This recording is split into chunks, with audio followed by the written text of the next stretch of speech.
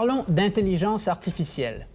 Définie de la manière la plus rudimentaire, l'intelligence artificielle serait une machine qui traiterait l'information, qui serait donc un ordinateur, mais un ordinateur qui imiterait certaines fonctions du cerveau et qui pourrait interréagir avec le cerveau d'un être humain, par exemple en jouant avec lui aux échecs et en le battant.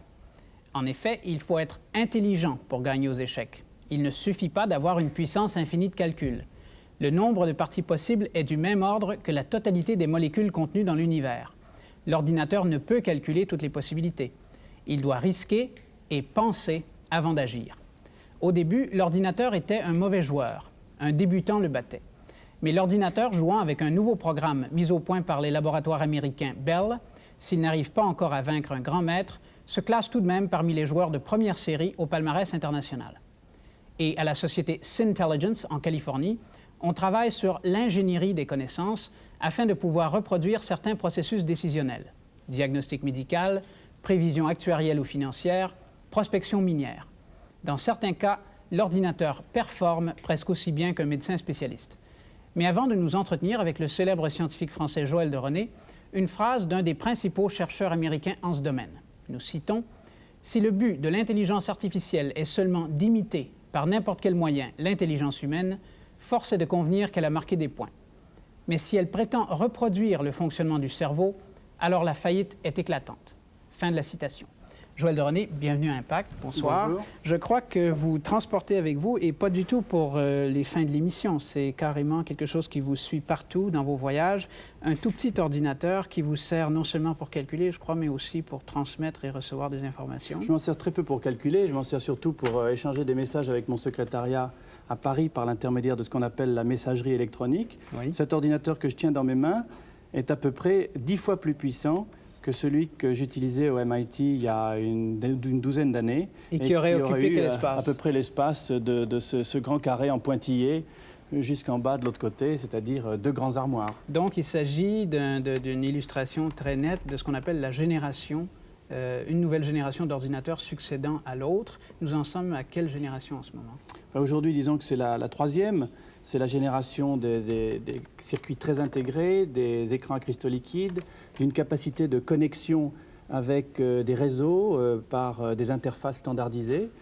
On va vers une génération qui sera celle d'une miniaturisation encore plus grande, d'une densité encore plus poussée, la quatrième à laquelle nous arrivons, et puis la cinquième, qui est la génération dont vous parliez, celle de l'intelligence artificielle. Et il y a même des idéalistes, je crois, qui vont jusqu'à la 6e, c'est-à-dire des ordinateurs tout à fait intégrés à notre biologie. On peut y réfléchir, c'est vraiment l'avenir. C'est du rêve. C'est ce qu'on appellerait la biotique, c'est-à-dire des ordinateurs interfacés avec nos propriétés biologiques, mais pour le moment, c'est encore du rêve. Maintenant, je voudrais revenir à cette phrase que je citais.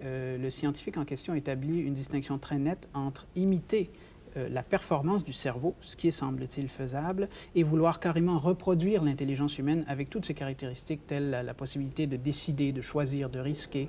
Quelle est la différence entre les deux fonctionnements? Je crois qu'il faut bien distinguer entre l'information et la connaissance.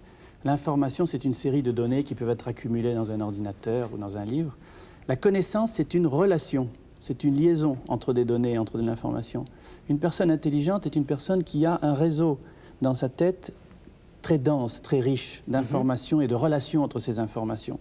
Donc il est possible que les ordinateurs arrivent non plus à traiter l'information, mais à traiter la connaissance. C'est le défi de la 5e génération.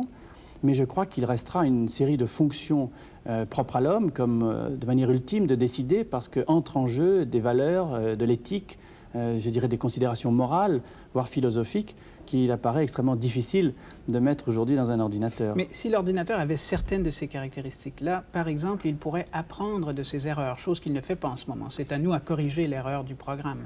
Un ordinateur pourrait donc agir avec ce qu'on appelle, nous, l'expérience. C'est vrai, il pourrait apprendre de ses erreurs, mais un ordinateur réagira toujours au signal d'erreur. Alors que l'homme, par exemple, peut très bien ne pas réagir au signal d'erreur. Et par exemple, si quelqu'un fait la grève de la faim, son corps lui dit qu'il va mourir, mais il continue à la faire pour des raisons autres que biologiques. Ce qui n'est pas une erreur, d'ailleurs, en ces termes à lui. Comment? Parce que c'est voulu. La grève de la faim, elle est voulue, mais son corps lui envoie des quantités de signaux pour lui dire que quelque chose ne va pas, qu'il faut se nourrir, et pourtant il continue. Alors si un ordinateur reçoit ces types de signaux, Lui, il va s'arrêter et il va interroger ceux qui le font travailler. Donc, il est impuissant à certains niveaux. Et puis, on peut toujours enlever la prise. Mais en ce qui concerne, par exemple, cette autre notion bien humaine qui est celle de risquer, j'étais étonné en lisant la recherche qu'on m'a remise sur cet ordinateur qui joue aux échecs. Il a fallu lui apprendre à risquer, justement, puisqu'il est impossible de tout jouer les parties d'échecs virtuelles ou possibles, infinies. On lui montrait, certains bons joueurs lui avaient communiqué des conseils. Dans tel cas, risquer dans telle direction. À quoi pourrait-on en venir dans des domaines plus sérieux, comme la médecine, par exemple, si on apprenait à risquer un ordinateur? C'est-à-dire, c'est ce qu'on appelle l'aide à la décision. Ce n'est pas la décision, c'est l'aide à la décision. C'est-à-dire que la combinatoire entre tous les éléments possibles est tellement grande que le cerveau humain n'y arrive pas. Donc, ce que peut faire l'ordinateur, c'est de combiner certains éléments et lui dire, voilà, si j'étais vous, je prendrais telle décision. Mais je ne suis pas vous, en d'autres termes, le médecin, l'avocat, le responsable d'entreprise, et par conséquent, c'est à vous de décider en toute connaissance de cause, en fonction des informations que je vous donne. À ce moment-là, l'ordinateur demeure tout de même un outil. Il est toujours un outil. Il est toujours un outil, comme une machine à écrire, une automobile, un stylo. Il n'est pas autonome.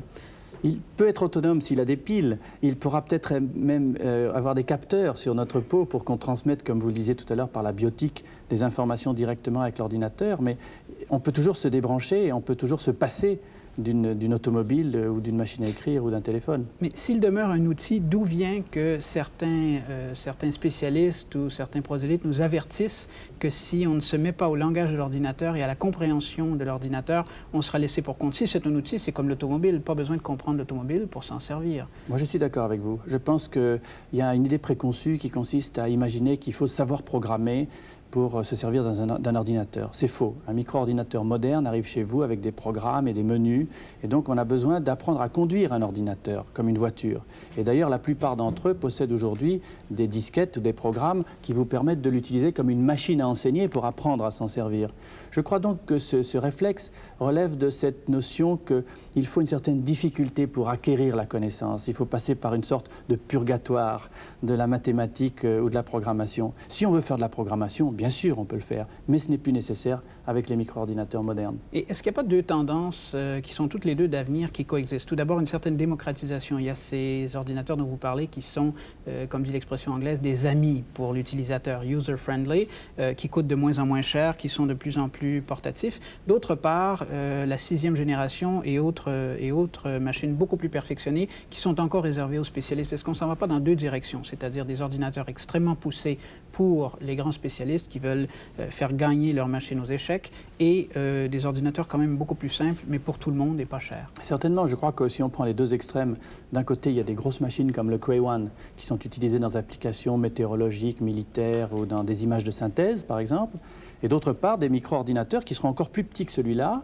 qui dans 5 à 10 ans, même pas, communiqueront avec vous par la voix, au lieu du clavier, qui stockeront une grande quantité d'informations et qui seront interfaçables à beaucoup d'autres instruments, et notamment à des très gros ordinateurs. Mais heureusement, d'après ce que vous dites, ils ne remplaceront jamais les animateurs de télévision. Alors, je vous remercie. Bonsoir.